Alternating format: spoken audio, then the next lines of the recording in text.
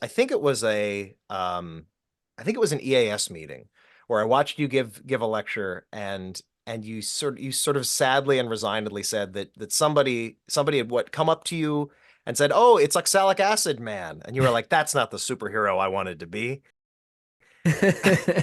Yeah. And So it's yeah, go ahead. happened. It's not just an isolated incident, like people are like, "Hey, it's It's the common. oxalic acid man," and then I'm like, "Oh man."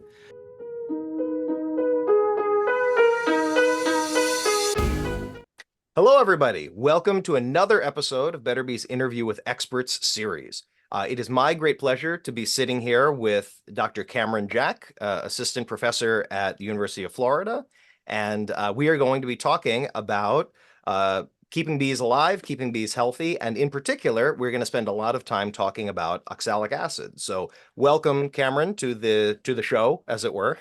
Yeah, thanks, David. It's always a pleasure to talk with you, and Yeah. appreciate it. You got a great show. I've been watching a few episodes, so Cool. I'm glad to hear that somebody's watching it. yeah, I'm a fan. Yeah. So this is a cool one because I, I don't normally have any kind of like announcement to break, but in this one, I'm sort of like a newscaster because we have some new news that a lot of folks aren't aware of, which is that Api-Bioxal, which is the first powdered oxalic acid registered in the United States and one of the two that is currently registered, has just altered their label, amended it with the EPA, and as a result we are now, as beekeepers, permitted to use 4 grams of oxalic acid per brood box when we do a vaporized oxalic treatment, which is big news because oxalic acid up to this point, Api-Bioxal was only approved at 1 gram. Then Easy-Ox got approved at 2 grams, but now we've doubled that. We are now at 4 grams per brood box, which is a tremendous increase. So that's the exciting news, and that's why I've asked Cameron to come on and talk with me about it. Yeah, I mean, I'm over the moon about it, David, as you know. I mean, you and I have been talking about this, and maybe we'll talk a little bit more about our involvement in this process. But I mean, it's like one of those things where it's like, oh, finally, like, so Right. there's been like a We did change something. that's coming, yeah, Right. like to something that is, I feel like is very useful, and so many beekeepers have been kind of doing it at a higher dose for such a long time that it, in my opinion, it has been safe, but I want it to be legal. I wanted Right. it to be something that people can do legally. And Right. so now that they can, we can kind of take a big sigh of relief, I think. So maybe we should start there with sort of the history lesson. So you were involved in this before I got involved in this. So maybe do you want to start at the beginning of sort of your involvement in this story of getting the dosage increased in the US? Yeah, sure. I can kind of give you a quick synopsis of my journey in this, right? When I was doing my PhD, we had some Italian researchers come visit the lab, and Antonio Nendetti was one of them, and he was talking to me about oxalic acid use in Italy, and I had told him like I'm actually really interested in this, and for my PhD, I wanted to do an oxalic acid vapor study because 10 years ago it was newish, right? Right. Not some super common. And so he's like, yeah, we usually cage the queen and force a brood break and apply an OA dribble treatment, and it's pretty regular for Italian beekeepers to do that each summer. So I was like, okay, well, I'm gonna try it. And so we did this, but instead of using OA dribble, we were using OA vapor. And we were using it at 1 gram because it had recently, in 2015, it had recently fallen under this like emergency use permit, and that was what the OA label had said for this emergency use permit was 1 gram per brood chamber. So okay, we tried it, and we did all this research, and basically we're like, this doesn't work at all. Didn't seem to reduce our varroa at all. And then Mhm. in my subsequent conversations I had with Florida beekeepers and then just beekeepers around the country as I was starting to meet people and talk to them, and I'm like, yeah, we tested OA vapor, doesn't really work. And people were like, no, no, Cameron, it works. Like you just got to do the right dose, right? And so I was like, oh, okay. You So just got to then break the law. yeah. Right. And so I decided, so it was like it wasn't really part of my plan for originally as part of my degree, but then I was like, why don't we'll do another study. And we just increase that dose. That's And always how PhD theses yeah, go, right? Because you're exactly. like, well, I'll just do one more study. How hard could it be? How long could this take? Yeah, yeah, exactly. I was fine being like, well, this doesn't work. But then Jamie Ellis, who was my PhD advisor, and as well as other beekeepers, like, no, try this, try this. Mhm, So we designed a study that had like 1 gram, which was again the current legal limit, right? And mhm, then we doubled it for 2 grams, doubled it again for 4 grams, mhm. thinking in my mind, thinking like 4 grams, like, okay, we're gonna like be melting bees and it's gonna be like Right, right. It would be a really, nightmare. This is real. 4 times the legal dose. How Yeah, could it exactly. possibly be Yeah. reasonable, right? Yeah. So I kind of thought that 2 gram would probably be the sweet spot, and then 4 gram would just be extreme. Mhm, But we did it, and then we just saw it like, hey, turns out like the more oxalic acid that we're using, the better. Like 4 grams was fine. We didn't see any negative impacts, and it really dropped those mites. mhm, I mean, and 2 grams did too. And so, but 4 grams dropped it a little bit further and was a little bit better and still didn't have any impacts. And so mhm, from there, we're like, oh, okay, well, this seems to be working just fine. And we did a few other studies that like weren't part of my PhD, but just things that we did kind of extraneously about like mhm. timing and different applications. And so we had like all this data for four Uh-huh. grams. And I had talked to uh, some folks at the USDA, and I was like, hey, I'm coming into this as like total ignorance. Like, what do we do to Right. change a label? Right. Like, As a scientist, to be like, look, yeah, I did science. I proved that yeah, we shouldn't do that thing. We should do this thing. yeah, And you naively asked, like, do I need to like file the paper in a special yeah, office for this to get fixed? And exactly. Yeah, it's like I had th no idea what I was then doing. we They're like, watched yeah, how long well, it took. why don't we have to work? Because at the time, still Right. USDA is the one who held that emergency use permit. Right, So, so right. So the USDA was the registrant, basically the mhm, registered manufacturer of oxalic acid in the United States. And then they had licensed that to Brushy Mountain, and then Brushy Mountain went out of business. And then they contacted Chemicals Leif over in Italy, who made Api-Bioxal for the European market. And then they were like, hey, you're making Api-Bioxal for bees. Can you make it, sell that in the US too under the USDA's license? yeah. So that was the right. So when you started the contact, the sort of owner of oxalic acid for bees was the USDA. Right. And Right. like you said, they told me basically what they communicated to me was like, we don't want to be the registrant. Like they Right. don't want that They're not liability. allowed to. They got special permission to Yeah. register it, and then their job was to get it out of their hands as quick as they could, basically. Yeah. And so that's when once they passed that on to Chemicals Leif, who owns Api-Bioxal. I mean, and that's kind of really where you enter the story here now, right? Is Right, like, yeah. So, right, Chemicals Leif makes Apolife Var and Api-Bioxal, and they were being sold in the US by another company, but then they stopped that relationship. So they were looking for somebody in the US to distribute their products. And so, because I had already been giving lectures about oxalic acid, all over the US, they sort of caught wind of that, and they were aware of, they were already friendly with Betterbee to begin with. And so they reached out to us and we became the distributors for their products. So I guess that's sort of my like corporate caveat is that, we're announcing this cool news from Chemicals Life. Technically, Betterbee, we're the ones that import that and distribute it across the US, but I don't feel too bad about that. I think both my part in the story has only been to help push forward using the data that you've collected and others have collected to get the legal dose in line with what beekeepers actually should be using. yeah.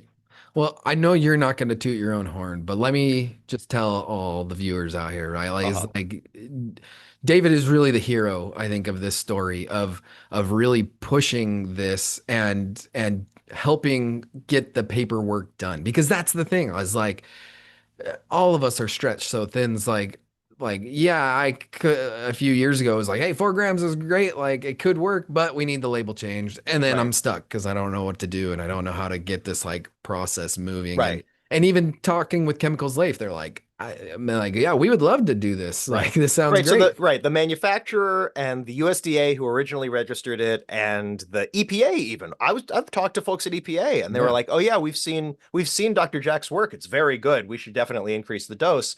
And I even if I put all those people in a room and say, "All right, how do we do this?" It still somehow costs $40,000 and takes 2 years. Right. Yeah. It's Yeah, just this exactly. long, miserable slog of paperwork and bureaucracy, but it has to be done Yeah, and you in that mentioned system. Easy Ox, Mike's Easy Ox Right. tablets. I mean, like, it was easier for a product to become registered than to Right. like amend a label. Than Like, to this was update the just, already registered product. yeah, exactly. It was like so difficult to get this done. So you really, I feel like you pushed it and got that over the finish line, which is so kudos to you for getting I it don't done. think I did anything. It's just I learned that everyone was in agreement and I kept reminding everybody of that fact. And it turns out that was a big part of like boosting the ultimately boosting everyone's morale enough to like file the next form or like Yeah.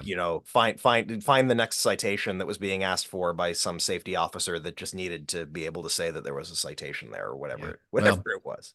it's exciting. It's great that it's finally done Yeah.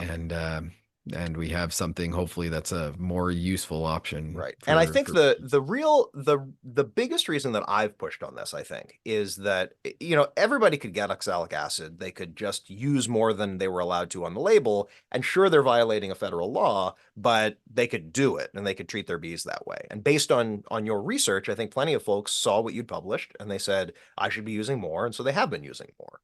But it's incredibly important that beekeepers really understand, I think, that beekeepers understand how these pesticide laws work, how they affect us when we're using our miticides, and that we toe the line, that we as beekeepers are in the worst possible position if we are sort of proudly being hypocrites about pesticide laws. Because then as soon as any, apple farmer, blueberry farmer, pumpkin farmer sees us being like, oh yeah, they said I can only use 1 gram, but I use 4, they're going to be like, oh, well, they said I'm not allowed to spray this stuff during the day while honeybees are foraging. But if you guys are breaking the rules, why shouldn't yeah. I?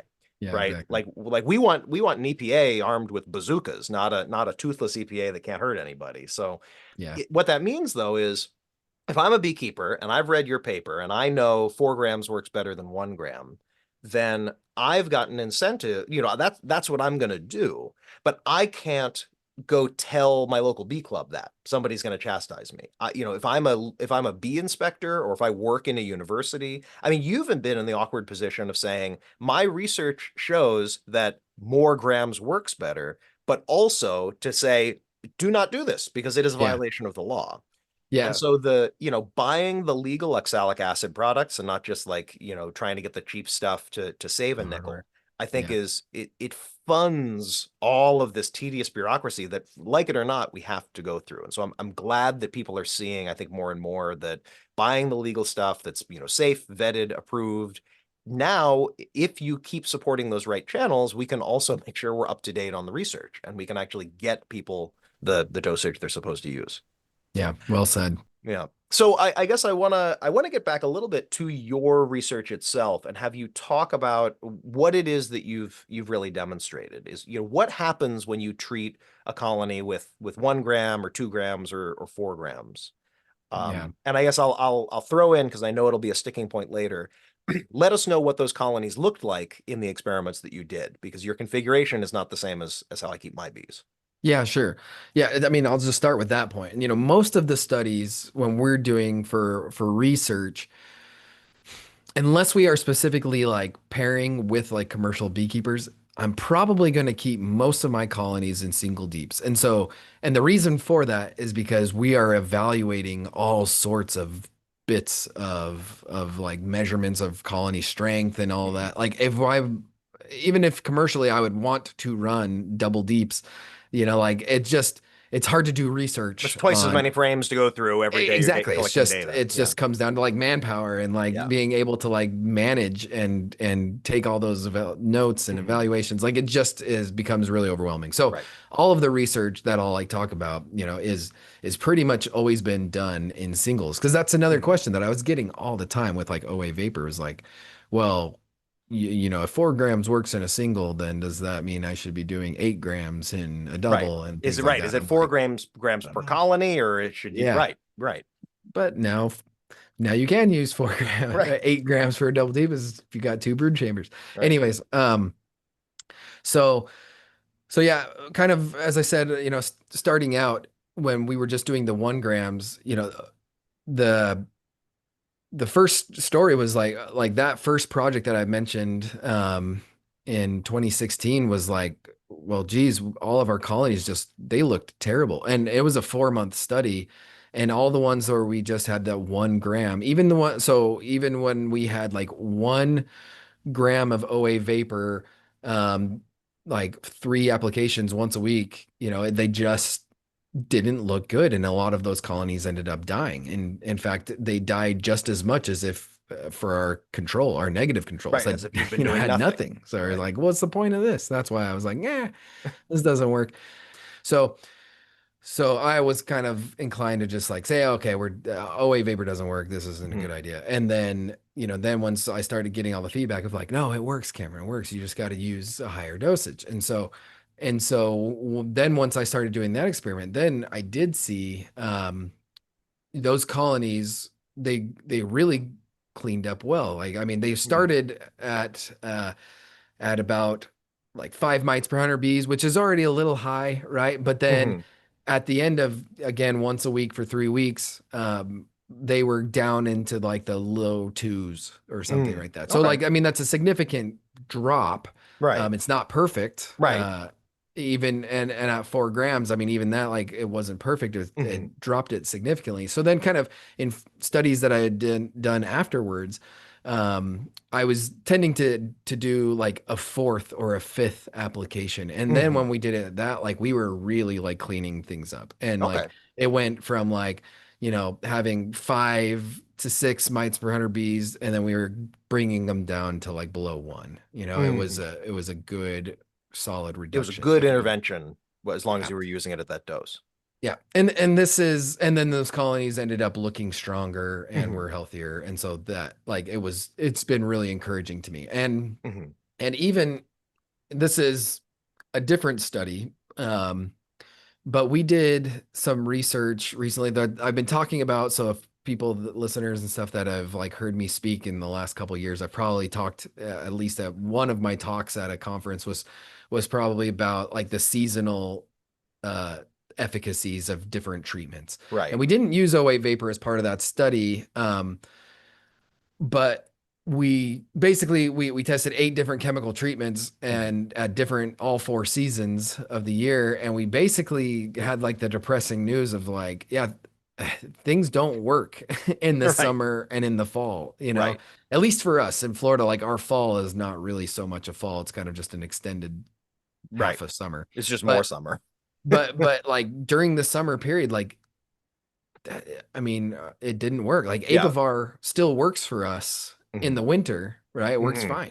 But in the summer, we do, I mean, even that, like anything with There's just Amatraz, like just not no going to good work. interventions available. So OA vapor though has continued for us in the summer. I mean, it does require multiple applications, which Hmm. takes time, and time is Right. money, and that's hard Right. And for wearing the safety gear in the Florida yeah. heat probably isn't too much fun. Yep, Right. exactly. But it works. I mean, Hmm. it definitely, even in the summer, as long as we were waiting every like 5 to 7 day Hmm. intervals, we were dropping mites. Okay. And it was effective for us. So it's if nothing else, I feel like, you know, it's a good treatment when few other treatment options are working and available. Hmm.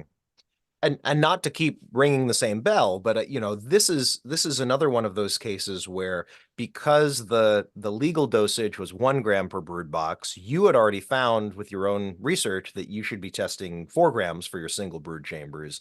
It meant that if somebody knew about your work, one of our colleagues, they might do another experiment where they try to test repeated OA vapor applications, and they would maybe use your dosage. Whereas other people, I think, would very naturally say, well, we're just going to use the legal dosage for our test. And what they Yeah. would find is that it didn't work all that well to do 1 gram per brood chamber, repeatedly in the middle of the summer. Yeah.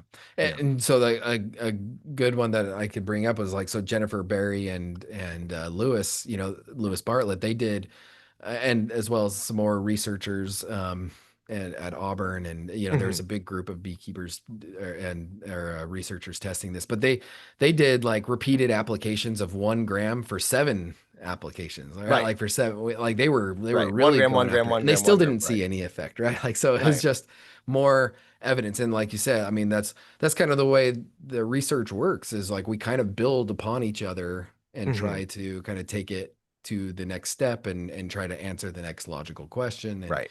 And so yeah, it wasn't just my research that was showing that 1 gram was ineffective. There was others that were adding to it and be like, yeah, it doesn't seem to be working. Cool. So there's one point that I do want to get into and really, sort of flex your expertise on the subject, which is that, your research is on primarily single brood chamber colonies. The research that you've done has shown that 4 grams applied to a single brood chamber colony with how many supers typically would those colonies have had? I mean, I usually try to keep the supers off while I'm doing the study again, just Okay. because it has, So these would have been typically colonies with maybe one super or more yeah, often than yeah. not, I hopefully mean, yeah, none. normally we have about like one super on, you know, at least where we're at in Florida, Yeah. there's just not a lot. Like, there's no reason to keep monster colonies unless you've got them into locations. North Central Florida is not great for Hmm. strong flows most of the Right. year. So, Right. So anyways, you yeah, get you but get most of we like a little bit filling of one honey here and super. there, but nothing. Okay, got it. So these are colonies that are essentially living in 10 deep frames or maybe 10 deep frames and a super on top. So it's Right. not that many bees, not that much volume. And you found that 4 grams was effective. But they also had you were targeting the brood nest with that 4 grams. Because of the way the label has now been amended, it says that you can use 4 grams per brood chamber. So for me, who typically runs my bees in double deeps, I can put 8 grams in. I could put fewer than 8 grams. I could put in 6. I could put in just 4. I have that opportunity. I can underdose legally from what these labels say, right? So if I am, a new beekeeper, I've been doing 2 grams for my double deep colonies for years and not loved the effects. And now I'm seeing this update, I'm seeing your research, I might be nervous that I'm suddenly going to leap from 2 grams to 8 grams. I might be tempted to only go to 4 or go up to 6. So I guess the one question I really want you to weigh in on is what are the consequences of overdosing a colony with, if I'm using 8 grams in a double deep box, what have you seen with regard to negative consequences for eggs, brood, queen behavior, and any of that?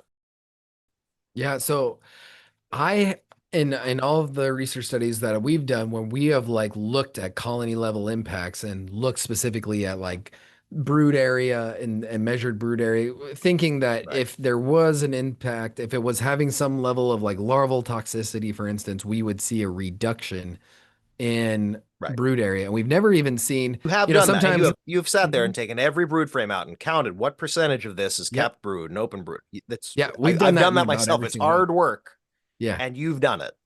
And what you found is, Nothing. Yeah, we haven't seen that yeah, reduction. Now, I mean, of course, I'm stopping short of saying like, OA like doesn't, because it could, right? Like it yeah, could. In yeah. fact, there's been other research. Like if Fed, I vaporized 40 grams, there'd probably yeah, be negative consequences, right? yeah, like people that have put in like OA into cells and like fed Mhm. larva, like yeah, it has an impact and it's going to kill that larva. Yeah, But I'm just saying, yeah. at least at these levels that like we're talking about, like I just haven't seen it. And I haven't, and even like the beekeepers that I talk with, they haven't really seen it either.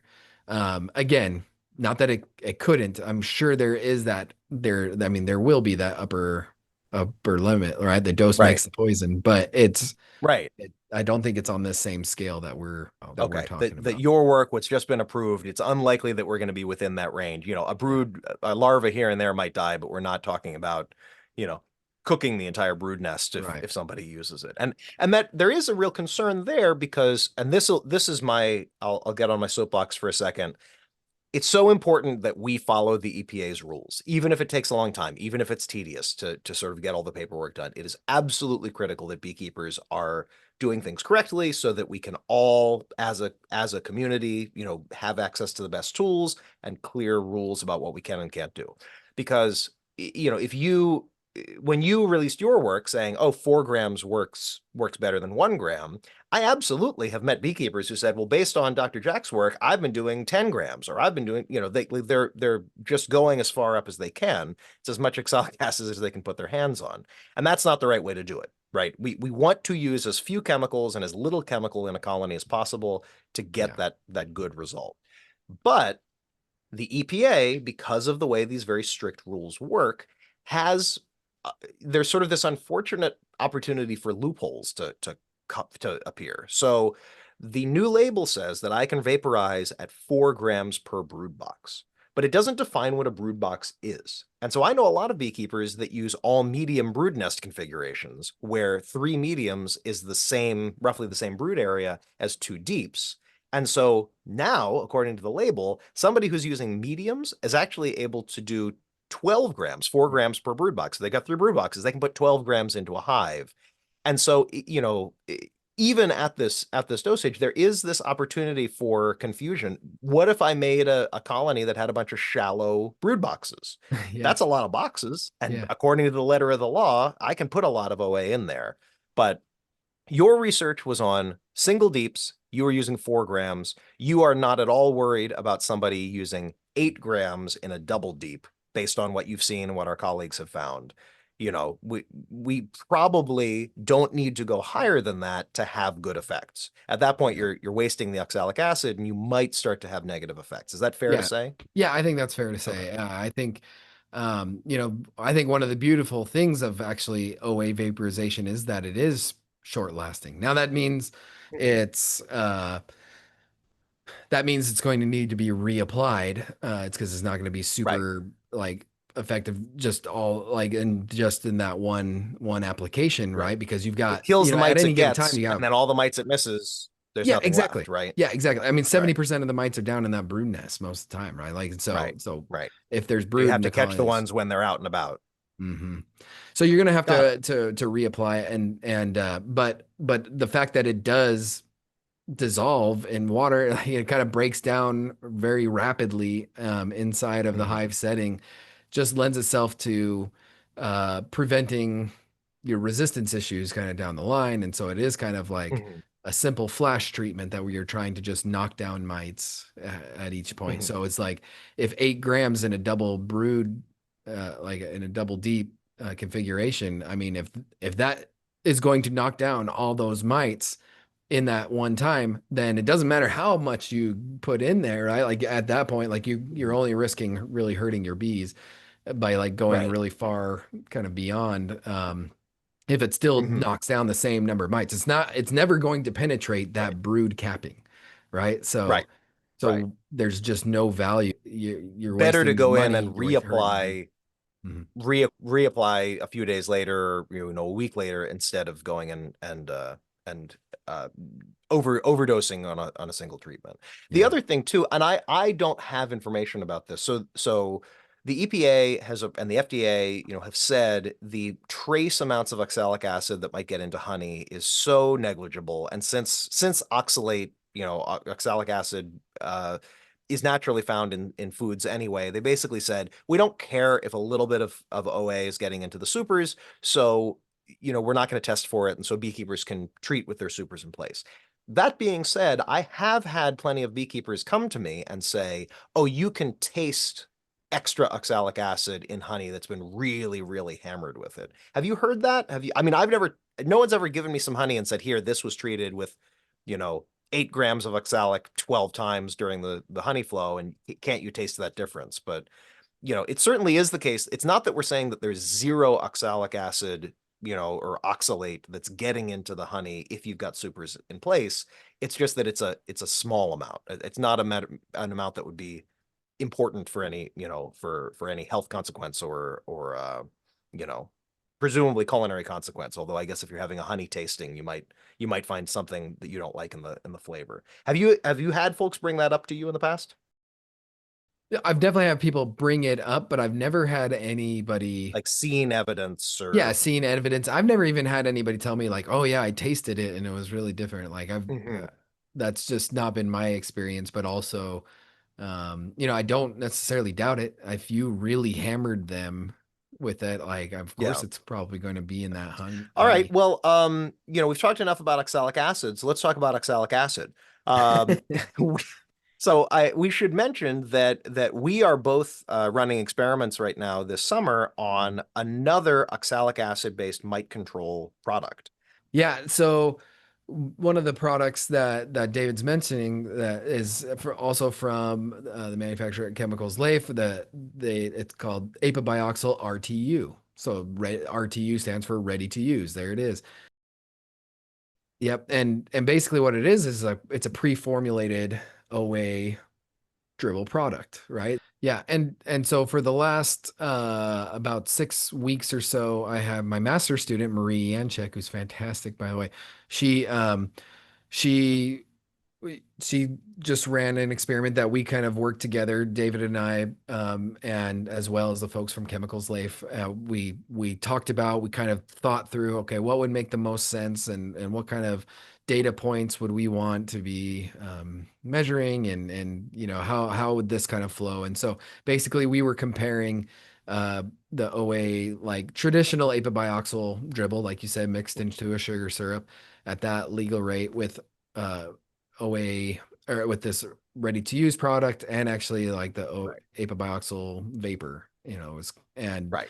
and then we had our negative controls and even kind of as an industry standard somewhat to compare against we used Apivar. So kind of have 5 treatments Mhm. going on, about 50 colonies total, so 10 colonies per treatment, and we were just actually finished. In fact, the the data have all been collected except for we're still counting a bunch of sticky boards. We were doing a few different Ah. levels of measuring varroa, like including alcohol washes, which we try to do like with all of our studies, and then Mhm. we did mite fall. So every time we would apply it, we would as soon as we were done with that application, we would slide in a sticky board underneath to catch mites Mhm. for the next 72 hours, and we would Right. have mite fall data, and then we were also doing kind of brood inspections where we were ripping open a bunch of about 200 cells per colony, and then pulling bees and mites out, and basically seeing, how many mites we still have down, and over time, right, we saw a decrease in the number of mites. It has been really, really exciting, and it always is to be able to test a new miticide or a new miticidal product. It's still oxalic acid, but it is a Hmm. different, a different way of dribbling, a different way of putting it in. It's a lot easier than sitting in your kitchen and getting a scale and trying to weigh out 35 grams and what's 1 liter? How can I, it's a lot Hmm. easier to just grab the bottle and say squirt, squirt, squirt. There, I've treated that Yeah, colony. As long as it works, and that's the point, is yeah, that Betterbee doesn't want to sell something that we haven't tested, that hasn't been scientifically vetted. Neither does Chemicals Life. So you yeah, do the work to develop the product to make sure it really works, and that's why I work with scientists like you. yeah. um all right, Cameron, I think that's all of the words we need to say about oxalic acid.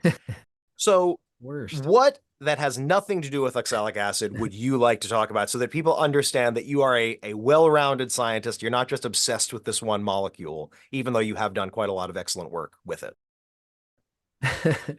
No, thanks. I mean, I've got quite a few different projects. Most of my work still has something to do with varroa control or small hive beetle control. We've been doing a lot of screening of new active ingredients over the last few years for both small hive beetles and varroa. We look at pesticide impacts. I had just recently had a postdoc that just finished about a year and a half in my lab, who was doing really awesome work on impacts of mosquito control in Florida, and so kind of the pesticide residues that make it into to Mhm. honeybee colonies. And I've got a student right now who's doing work with chalk brood and looking for different fungicide and even like soil microbes that have fungicidal properties, right? Like trying to look for all these different options for honeybee pest pathogen, pesticide control. This is kind of like where my area of expertise is. Well, Where the beekeeping and the chemistry and the bee health all sort of overlaps. yeah, that's kind of where I've kind of put a lot of my focus. I just I find pest pathogens just interesting, and pesticides is one of those things where it's like I can't not test it when I'm like got Right. people sending me things and I'm all around. I wouldn't even say that I'm put myself to the lofty realm of a chemist because that's really not my background. But there's been so many Mhm. of these projects and things that have presented itself to me that like people like at my universe, as far as the University of Florida is concerned, they think I'm a honeybee toxicologist, so that's what I have to say. But then when I'm in front of a bunch of beekeepers, they're asking me really specific chemistry questions. I'm like, I'm gonna go talk to a real toxicologist. I'll get back I to need you. to talk to a real chemist about this. Yeah. I'm so excited that you are going to be able to go out and give talks to beekeepers and say, I proved 4 grams per brood box works better. And now that that's legal, I recommend that you all do it instead of having to sort of couch it in, you guys need to follow the rules, but and I'm trying to change the rules, but we haven't changed them yet. So don't, it's always an awkward little dance that a scientist has to do when you have the cutting edge knowledge, but the rules haven't caught up.